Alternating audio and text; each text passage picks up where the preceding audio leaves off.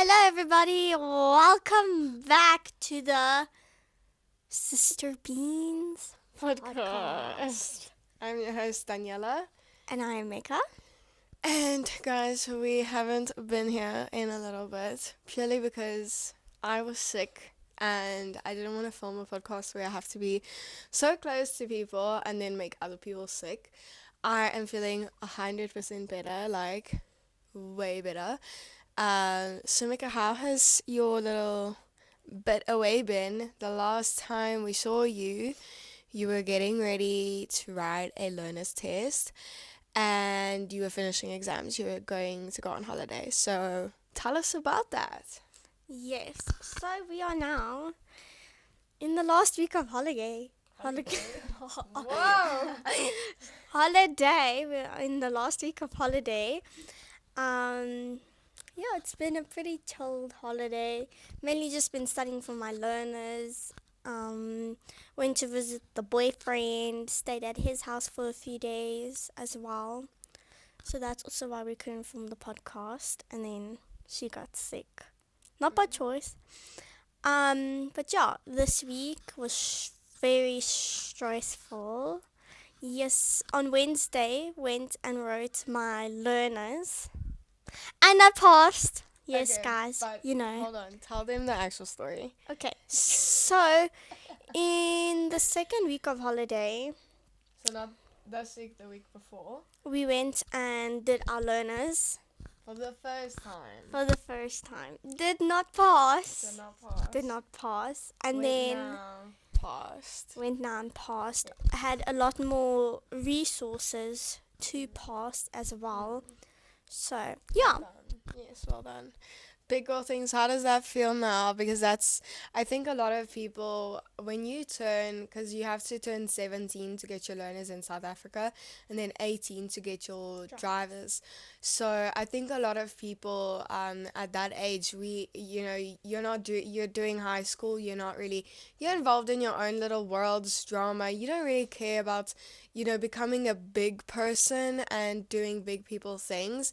So now that you've got a learners and that was your okay, besides getting a flippin' ID card, that's like meh, everyone needs that. But how has it been getting your learners? And this is your first big person thing. I remember she said to me yesterday morning, she said that the night before she was like freaking out that this is real, like it's big people thing right now. So how do you feel now? I'm still a little like shocked. Like I woke up yesterday morning, looked on my desk and I was like, there's a learner license. So it's a bit terrifying, but I'm also beyond excited to learn how to drive. It's something I've been wanting to learn to do since you started. But that's a lie though, because she's always saying like, everyone's like, oh, you're gonna start learning soon, and she's like, huh, no, I don't want to do that. So The idea of it's fun. Yeah. mm, The doing part, maybe not so much fun. The learning part will be very stressful, but I think once I'm fully capable of driving, it will just be a blast. I didn't want to learn to drive. I didn't know.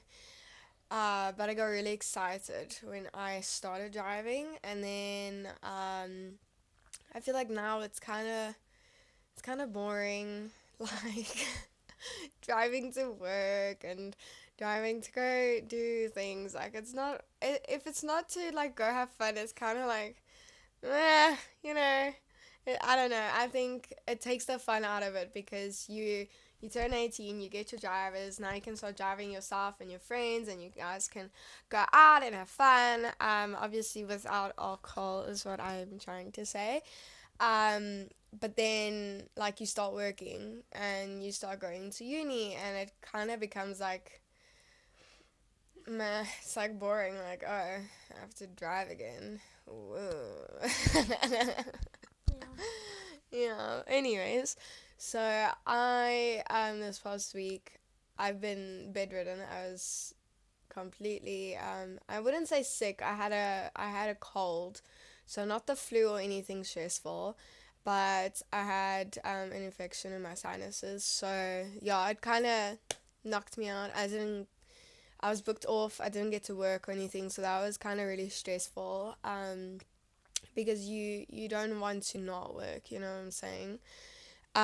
So I went back to work this week, and I actually have started a new training style.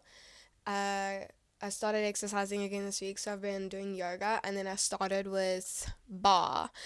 And I thought bar was the same as like Pilates, but it is not the same. They are two completely different things. And I've never tried bar until this week, and I was humbled. Every single workout I have been humbled, and they've all been under 30 minutes. Like, it's crazy. And the thing is, as a personal trainer and a Pilates instructor, I love finding new exercises through different forms of exercise to benefit my clients as well. So if I find something that I really like, I'll test it on the clients one day and see how do they feel about it. And one of my clients, I was really struggling with getting their core to actually activate and to get their core to be stiff the next day. And I gave them the bar exercises, just the core, and the next day they're stiff. So I'm very, very happy about that. Yeah, and I have just finished a reformer instructor training. Reformer teacher training. I've been busy with that the whole month, and let me tell you, reformer is not a joke. It's not easy knowing all the things. The thing is, what's different about it, and if you're an instructor, maybe you're not, but if you are, you'd know, like, instructing as it is a little difficult. It's okay, it's not actually that hectic. But now going into a reformer class, you cannot demonstrate anything like on the bed.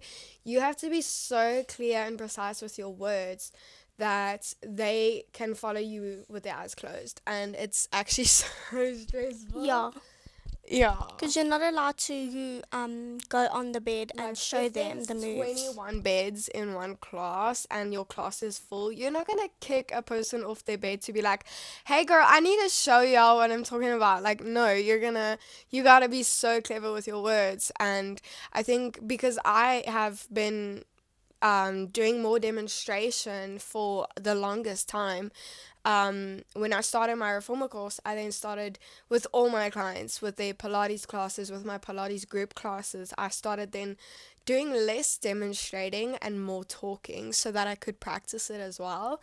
But I'm finished and I passed, and I'm technically certified, so I'm very, very excited for this journey. I have one more training this weekend, and then hopefully we start working, and then we'll talk more about that when that becomes a Happens. thing, yeah. So we got questions. We got questions. We got two questions we're gonna be talking about today. One of them I'm a bit stressed out about, to be Got honest. a third question. Okay, so let's start with that one because that one's easy. So the first question is, what's your dream car? That's so difficult because it keeps changing. I won't lie. So first, it was a Golf R or a Golf TSI. I really think they are really beautiful polos. VW. Then I started to like the Suzuki Swift a lot, but I feel like for the longest time it's been an Audi A1, like the little one. It's been an Audi A1 for such a while right now. Obviously, dream as in like that's never gonna happen. A Porsche, duh. But like, the 911, not this like SUV. No. But that's like unrealistic. I love to really dream like sky high, but that's like a bit far. I don't know. I don't know. Yeah. So definitely an Audi A1. It's actually something we're aiming towards, but Yeah, we don't know. We'll see. What's yours? I have a few. So obviously I like a Jeep. I love Jeeps. But not if I don't want a Jeep, I'd get also like a Suzuki Swift. Those ones are cool. Or like a Polo, VW Polo. Because those actually drive really nicely. But if not that, I want a Jimny. Oh, Suzuki Jimny. It's like a squished little Jeep. Yeah. It's so adorable. Yeah, it is. I think that the only problem I have with this question is I've become very I don't want to use the word statistical. What's the word I'm looking for? I focus a lot on like, okay, but we live in South Africa. VWs You have to are be dangerous to realistic. be, yeah. So VWs get stolen. So that's a no. Big cars like a Jeep would chow the petrol. Then I started taking into consideration petrol. I take into consideration, okay, how much is my insurance on this car gonna cost? How much is my, if I lose a tire, how much am I gonna spend on fixing rims, on fixing tires, on fixing, like, that's the kind of things that you have to take into consideration. And I think with an Audi, it's gonna be hectic. I won't lie. It's an Audi, like, hello. But at the same time, you gotta be a little spicy if you want to. If you can afford it and you can afford the petrol, then you gotta just save to, pay for your insurance, pay for your wheels, whatever. Can I read out this long question that we're gonna answer now? Okay, guys. So this question has had me sleepless nights for the past, like, since I saw it. I'm serious. It's actually. No, not yet. Yeah. Okay, so this question has kept me up at night, honestly. So, this is an anonymous person. All the questions that have been put on the Google form have been anonymous. So this question says, I'm a 16-year-old girl and I've been watching you guys for a while now. I was wanting your guys' opinion on what is the right time to have sex. Coitus. Intercourse. I don't know what words are allowed on YouTube, so I'm just spelling it out. Okay, we'll say the deed. Because quite a few of my friends have done it, and I want to know if I'm losing out on an experience. Do you guys have any advice or tips for me, as well as what is the best way to not get prego if I do it? My friends won't really talk to me about it. So here's the thing. I would say, first of all, if your friends aren't talking to you about it, how sure are you that they are actually doing it? Yeah. Because this is not something that is like, you just joke about. Yeah, so I feel like if they aren't actually talking to you about it, there's a very high chance that they probably aren't doing it. Because if I were to do it and I knew my best friend has done it and I was wanting to do it, I would speak to her first and be like, what's been your experience? Like, what should I plan for? What should I, mentally? The thing is, at 16, don't bother. Don't do it. Like, why? Like, I'm not even going to bring into, like, the whole, there's some people who are like, oh, no, it's sex before marriage, don't do that, whatever, No. But rather, here's my take on it. If you are 16, sex should be the last thing on your mind. It should be the last thing on your mind because you are in high school. You need to still go to uni. You need to find a job. Girl, that should be the last thing on your mind. You should be worrying about passing with this, trying to get distinctions, trying to do your best, and figuring out what it is you want to do with your life. If people are busy doing the deed at the age of 16, they're not serious about their lives. That's how I see it. Because you're looking for other things to distract yourself. It's the same as drinking at the age of 16, doing drugs, or you're trying to distract yourself from something, and I don't think it's not necessary. If you you're not missing out on anything. You're not. I'm just gonna be honest with you, because at the end of the day, whoever you decide to sleep with, how do you know that they actually want you and not just for your body? That's the other thing. A lot of people are sleeping together just for one night stand. Yes, and do you not want more for yourself? Do you not want a relationship, a partner, a future. For me, it's like, if I'm sleeping with someone, I want them to be my husband, you know? That's just how I see it though. But I feel like also ask yourself, can I afford a baby at that age? If you cannot, don't do it. I'll give it to you now. Calm. Let me get all my stuff off my chest first and then I'll give it to you. She's so eager. And the last thing I want to say, I'm not saying go and do it. But if you, like, I don't know, I think self-control is really important. The way you can't get pregnant, don't do it, first of all. Then you're not going to get pregnant. Second of all, condom. Third of all, birth control. Well, not all of that works. Or morning after pill. But at the end of the day, you can do everything and still end up pregnant. That's just how it is. So just don't do it because it's not worth it. I don't know, just for me, like to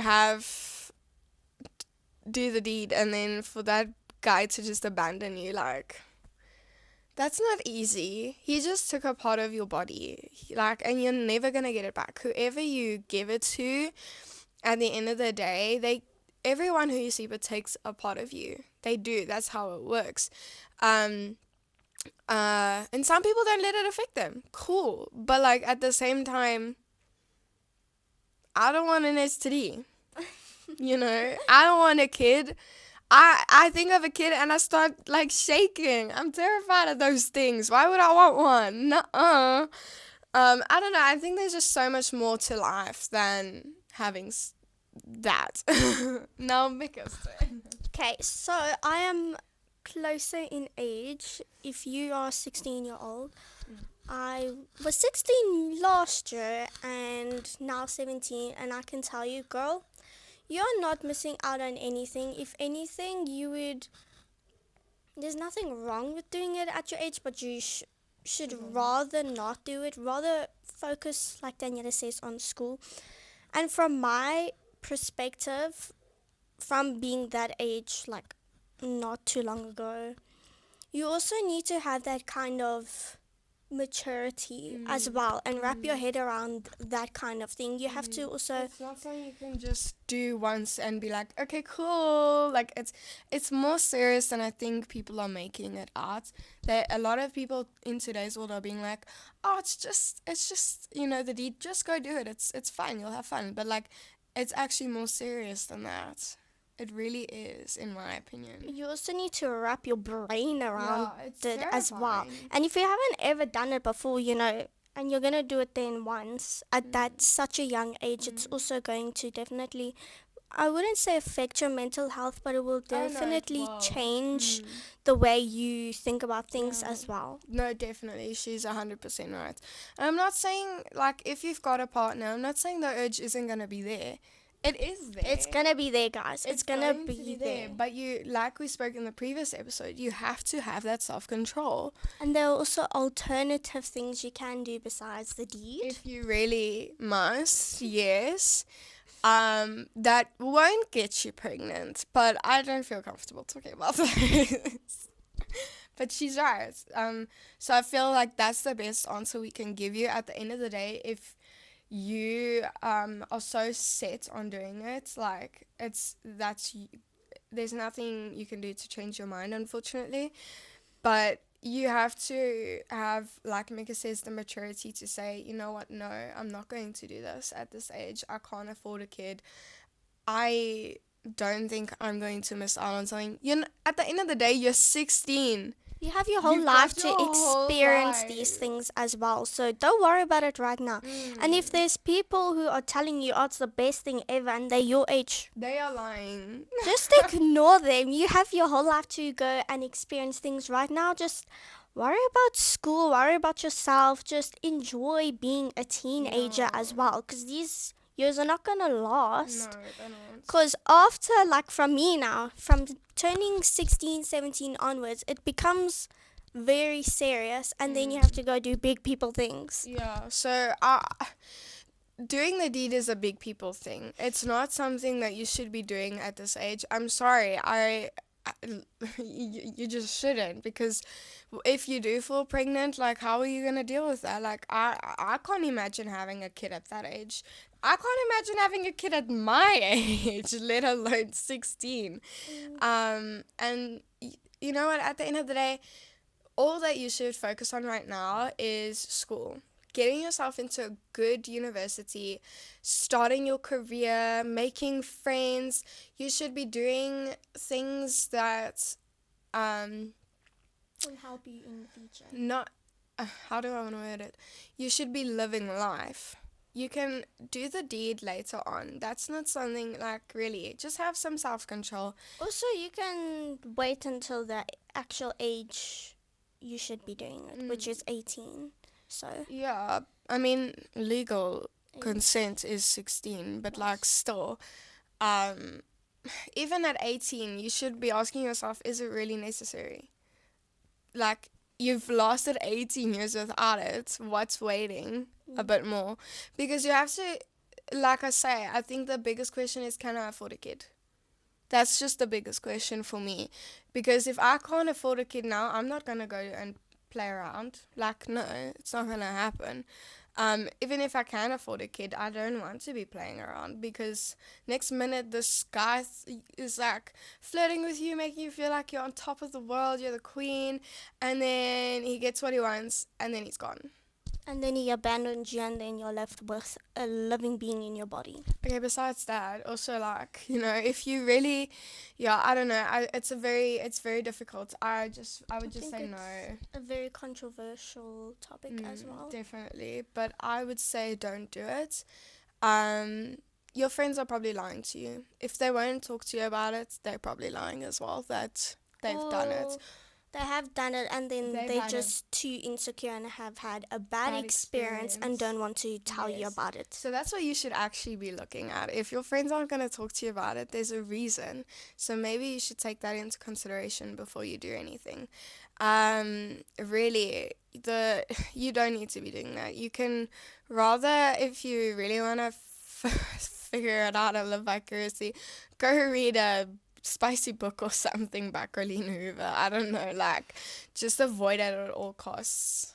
That's all I can say. There is always alternative things as well. Not going to mention it because this is a... Try to keep it as PG as possible.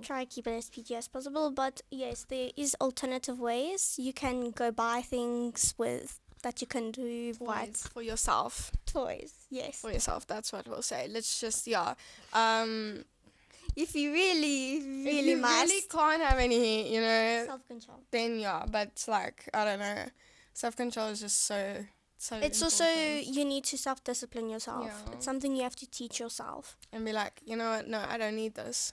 Yeah. Anyways, I also feel like the more, if you do decide to do that kind of a thing, it's also... You need to have self-control. Yeah, because you're gonna want to... It gets addictive. Yes, to people. Yes, that's exactly what I'm trying to say, yeah. Okay, so I hope that answers you. We're gonna answer the next question. How do I love myself? Oh my word, how difficult is this question, honestly? So, I am at the age of 21, and I can officially say that I love every single part of who I am. But it has not been easy. It did not come overnight. It took a lot of work. I never did like myself. Really, I didn't. I didn't like my personality. I didn't like anything, really. Not, yeah. And I think the older I got, I also forced myself to mature. Certain situations forced me to mature and really open my eyes to who I am. And then here's the difference. You have to, if you don't love something about yourself, you have to recognize it, either accept it and learn to love it, or change it. Like, I didn't like the way I was treating people. I was really a toxic person at a stage, and I recognized it. And I said, I will not accept this. I will not be a toxic person anymore. And I put in the work, and I spent the late nights watching, like learning how to fall in love with yourself, learning to just overall change who I was, and realize like you cannot treat people this way. You have to learn to love people where they are in their lives. Learn to love people even if you don't understand them. And then how to love yourself. There's so much on the internet that will tell you, oh no, like put affirmations up and be like, I love this, I'm capable of this, whatever. I'm not saying that doesn't work. For me, it just didn't, because like now I have to go stand in front of the mirror and try and tell myself I'm beautiful. Like, okay, girl. No. I think for me, when I started treating people better, You could see it. I could see it. And then when people tell me something about myself, I started to be like, I would go look in the mirror and be like, you know what, they're not wrong. Let me accept it. Instead of saying, oh, thank you, but no thank you. Like, yes, I know I'm beautiful. I know I've got nice eyes. I know I've got nice hair. I work hard for my nice pretty hair. I work hard for my body. It became more of a thing of I have worked hard to have what I have, and so I've fallen in love with that, and I've fallen in love with what I have. And I also think, I don't know, for me it became easier when I stepped into my faith, because I was like, wow, like God really took 9 months to design me, just to design me, and I'm taking a second to say something like mean about myself. Why? Like 9 months. Your mom took 9 months designing you, feeding you, creating you, and you're taking 1 second to say something rude about yourself. Like, I just found it like stupid at that point. And I was like, no, girl, you are beautiful. You do have nice eyes. You do have nice hair. Whatever I felt insecure about, I would write it down. Why am I insecure about it? Because this girl in grade 9 bullied me over it. Okay, are we still in grade 9? No, girl. Scratch it out. You know who you are. Like, you just gotta, yeah. What would you say? I think it's very hard to learn how to love yourself, especially in today's society and world. And so many people have so many different opinions of how you must be, how you must look, how you must act. And at the end of the day, there's always going to be those people, no matter what you do. You can be sitting in a coffee shop and there'll be people literally looking at you, judging you for you just being yourself. And they don't even know you. People are always going to be there judging you no matter what you do. So, And that's not on you. It's not because of you. It's something that they're insecure about within themselves, that they then feel they have to take it out on other people.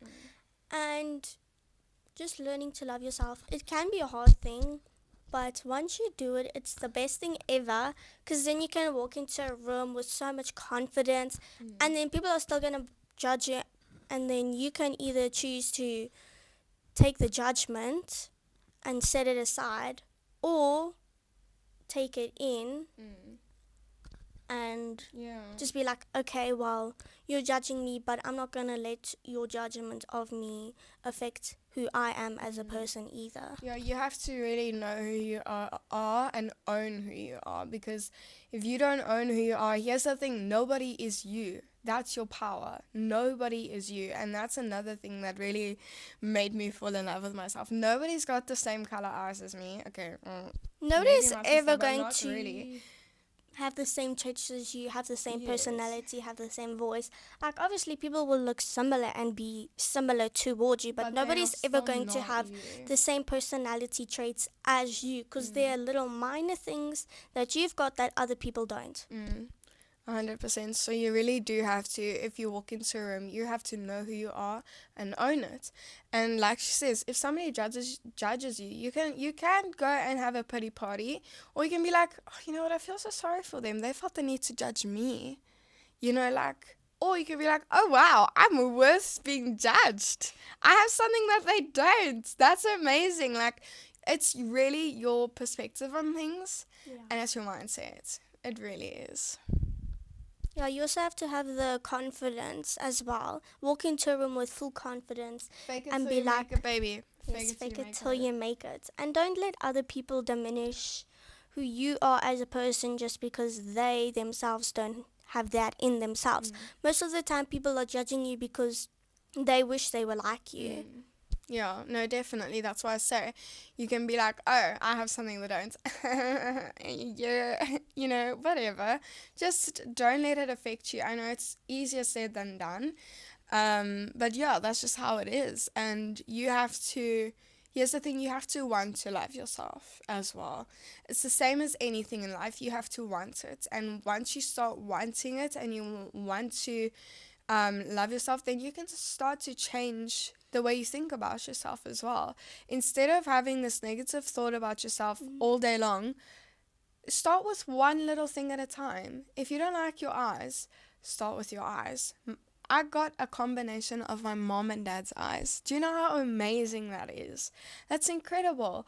You're not your dad, you're not your mom, but you're a combo and you became your own. So I think that's how I see it. As well. And it's like, dang, I got the color of the ocean in my eyes, and some people have the color of the grass. Some people have a combo, and it's so incredible actually. And I think a lot of people, like, even Undermine it. yes, just something so simple as the color of your eyes. They'll be like, oh, but I wish I had brown eyes. I feel like I'd look so much better with brown eyes. Why? Why? Why do you think that? Because somebody else has the same dark hair as you and you've got lighter eyes, but they have dark eyes and you think they look better. Why? There's somebody out there who's also thinking the opposite of what you're thinking. Why Yeah. she's so beautiful with those brown eyes. Yeah. Like, for instance, I was so desperate to have curly hair. And I have wavy hair naturally, actually. It's not straight. But I really couldn't care less to actually put the time and the effort into making it do its thing. But I would curl my hair daily. Like heat, I would use heat, curl my hair daily in high school. Not too long ago, I would do heatless curls every single day. My hair took so much damage from it, and I started learning to love my straight hair. I did, and the second I fell in love with it, I haven't curled my hair since. I haven't, because I don't feel the need. I'm Yes. like, you know what? I love my straight hair. It's so pretty. I love how I feel with it. So I just Yeah, the more you learn to love yourself, the more happy you'll be in life and the more things you'll start enjoying. Because if you're always having these negative thoughts, obviously your life's going to be negative the whole time because you're feeding yourself those thoughts. But if you start with confidence or small steps to loving yourself, you're going to notice a change in your surroundings as well because you're going to start seeing things in a more positive way, in a happier way as well. Yeah.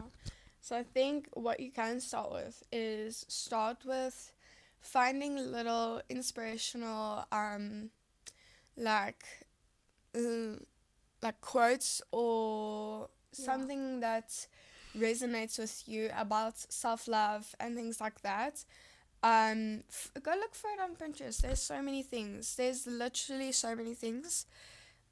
Find it, print it out, and paste it somewhere in your room where you can see it. I have many of them around my room. I also have got so many of them around my room, and I don't think people notice how much it actually does for you. Like, you see it every day, it's in the back of your head, you don't even realize, like, oh, yeah, that's there. Like, you don't even realize you're seeing it, but it actually does help. It really does. Like, right now, as I'm sitting here, there's a big poster that says, be your own kind of beautiful in Mika's room. Big posted there. That says that. Just literally having these tiny little things around your room. Right? If you have to, pick something that you don't like about yourself for the week. The week, not the day, the week. And every day, you're going to change that perspective of that thing that you don't like. So if you don't like your hair, why don't you like your hair? First find the root. And then start talking love into your hair, into yourself. You know what? I've got a full head of hair that covers my whole, my whole head. My hair's long. My hair's dark. It's just beautiful. Like, you have to speak love into yourself as well to help. 100%. Just start with something small. You'll notice how doing that can really change everything. I'd say also your environment that you live in, make it all creative and fun like mine. It's pink and purple, and my one wall's got like it's glitter paint, so you see glitter every single day, and it But that's her personality. when Like, it that's my radiates her personality. personality. So when I wake up, I see all this creative and all over the place pink crazy colors, and it makes me feel happy every single day because I'm like, this is such a nice environment to wake up to. Yeah, no, I definitely agree. If you fill your walls with death, you're going to feel dead. If you fill your walls with life, you're going to feel alive. So it's 100% correct. Yeah, definitely. If you've got posters and things that resonate with negativity or sadness or whatever, take it down. Start putting other things up that will speak life into your world. Yeah, and Simple I as also that. think not just the environment you live in, but the environment you surround yourself with as well will also affect how you as a person treat yourself and other people. Because if you've got a bad environment, you're going to be influenced and want to treat people that way as well because you don't know what's right or wrong. If you surround yourself with negative people who don't love themselves, it's gonna affect you. If, like, I've got more of a community now where they love themselves, and if I start speaking negative things, they'll be like, okay, but why? Let's unpack it, because we don't see that in you, and then I don't know, your friends are so important in your life. If you've got friends who are consistently speaking death into their lives, it's gonna flourish. And if you're speaking life into your life, it's gonna flourish. What you water is going to grow. What you spend time watering in your life is going to grow. So if you spend time loving yourself, speaking kindly to yourself, also give yourself grace. Not everything has to happen right now. Not everything is going to be easy. Remember that this life, it's difficult. You only here once. It's not an easy life. We didn't get a handbook with it. So the more grace you give yourself as well will really, really help, because you're not going to be so hard on yourself all the damn time. I also want to say that when you're like 60 or 70 or even 80, you're going to look down on your previous years and be like, but why did I hate myself? Why wasn't I just doing things that I love instead of wasting time doing absolutely nothing, doing things that you hate when you could have changed your life doing things that you love doing? Yeah. Like I said, you're only here once. You gotta make the most out of it. You gotta choose your heart. It's not easy being a happy chappy every day. It's not. Yesterday, I was so negative. I was filled with there was such a negative spirit around me the whole day over everything. My career, my job, my friends, my family, my life, everything in my life I felt like I was going down. But then this morning I'm like, you know what, girl? Like, last night I spoke some love into myself, and then this morning I woke up and I felt so much better. It's your mind. Yeah, it's a powerful thing. Really, it is. Yeah, your mind definitely will feed you lies, but you have to be able to tell yourself, but this isn't true. This isn't how I am. This isn't the person I am. It's just your brain trying to mess with you. At the end of the day, it's like in a horror movie. If you're paranoid, obviously you're going to see like a shadow. Your brain's going to make things up to make you more paranoid. So, yeah. Yeah. So, what else are we going to talk about? Oh, I thought we were gonna end it. Okay. Spoke quite a lot. What are 3 things you love about yourself of this week? This week, I faced some challenges at work, and I could have really let it affect me, but I just came home and complained.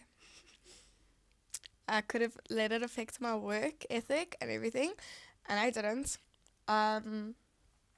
So I'm very proud of myself for doing that, for once being able to be like, you know what? It is what it is. Put it aside. Let's work, baby girl. Like, we don't got time for that. We'll run about it at home, get it off our chest, and then it's fine. The second thing, I've really been walking into places knowing who I am and what I can do, and I'm so proud of myself for keeping that going. And then the third thing, I'm proud of myself for allowing myself to rest as well. I feel after this month of training, I feel a little burnt out. I think that's how I was feeling yesterday.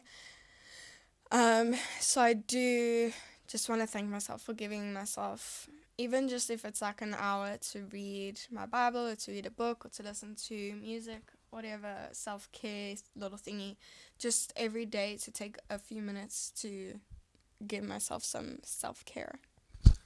I'd say for me, the first thing is obviously my dedication to studying for my learners this whole holiday, because I've been like every day just studying, doing practice tests, study. So, yeah, and that definitely did pay off. The second thing I would say this week has been very, very stressful, and just learning to, like, at night, take time for myself, meditate, and just read and try to calm myself down.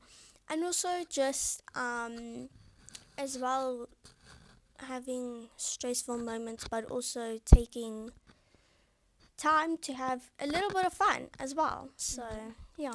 Yeah, I think you have to also be like, how many hours did I spend stressing this week? We have to double that amount and go have fun.